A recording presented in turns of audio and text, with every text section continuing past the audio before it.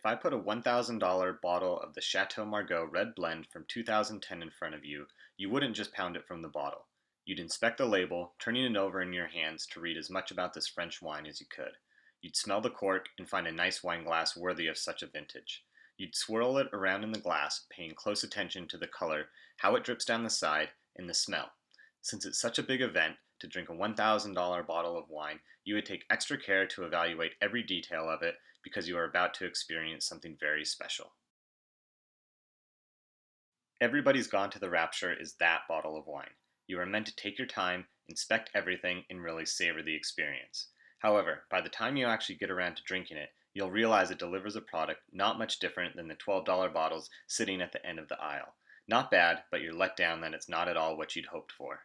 Everybody's Gone to the Rapture puts you in a small town in the English countryside during the 1980s. You find that it is completely abandoned, and as you explore it, you slowly unravel the events leading up to something catastrophic.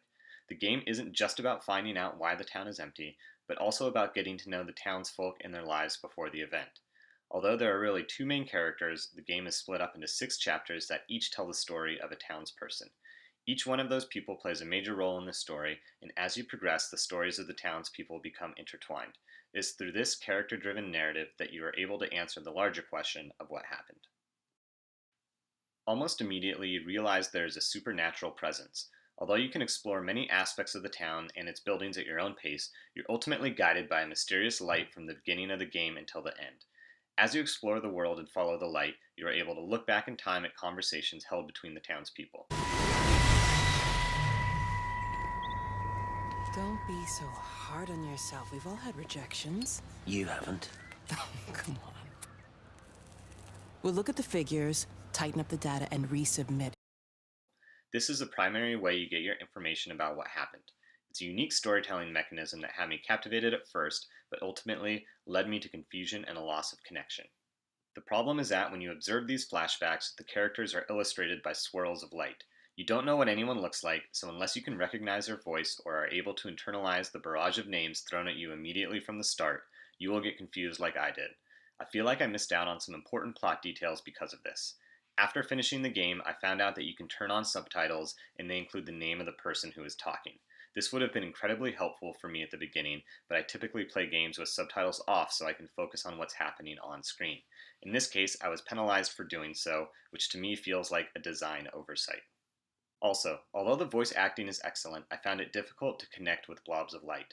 Showing me their expressions and body language as they talk about a deceased loved one or interact with their husband's mistress really would have gone a long way to crafting a more impactful story. Instead, this lack of connection and previously mentioned confusion led me to disengage with any story not immediately connected to the disaster. This is a shame because I feel like the characters and their stories probably are interesting, but the way they are told detracts from them. On a positive note, the town looks and feels great. Any scene that took place under the nighttime sky was immediately captivating. Also, there's a lot of detail in the town and houses. Although you can't interact with 99% of the environment, the town feels like it was alive and lived in before the disaster, which makes it all the more curious why it's now empty. Smoking ashtrays, splotches of blood, and scattered dead birds all contribute to the story and vibes of the game without having to say a word. Finally, special shout out to the music and sound design. The piano and strings soundtrack definitely contributes to the atmosphere and punctuates certain moments, and sound played an important role in leading me around the town. Gameplay elements are particularly simple. It's just walking and interacting with audio logs. There is nothing wrong with that, but when a game is so simple, each element must be implemented flawlessly for it to succeed. Unfortunately for Everybody's Gone to the Rapture, the most important element is completely broken. Walking is incredibly slow, slower than any human would realistically walk. There is a run button, but it's disabled most of the game and only worked about 10% of the time I wanted it to. In a game where you're supposed to explore every square inch of the town, this is a problem. There are dozens of houses and buildings for you to check, but moving between them is a boring chore, especially when a lot of those buildings end up being locked and you can't even enter them. Slogging from one building to the next was met with disappointment so many times that I eventually stopped exploring and simply followed the main storyline. That's a pretty big fail considering exploring is the only thing you're supposed to do in the game. Never have I been so frustrated and demotivated to explore, and as a result, I'm fairly certain I missed certain details that could have made the story a lot better. This is a major game design flaw, and one that ruined almost everything else in this game for me. Everybody's Gone to the Rapture has potential. The storyline and world set up an experience I was excited to have. However, the way the story is delivered and how you experience a world completely ruin any momentum the game has after its first couple hours. It pushed my patience past its limits and didn't let me connect to the game. It saddens me to say this since I respect indie developers taking risks to push the storytelling envelope, but this game is a swing and a miss and one that is not worth your time.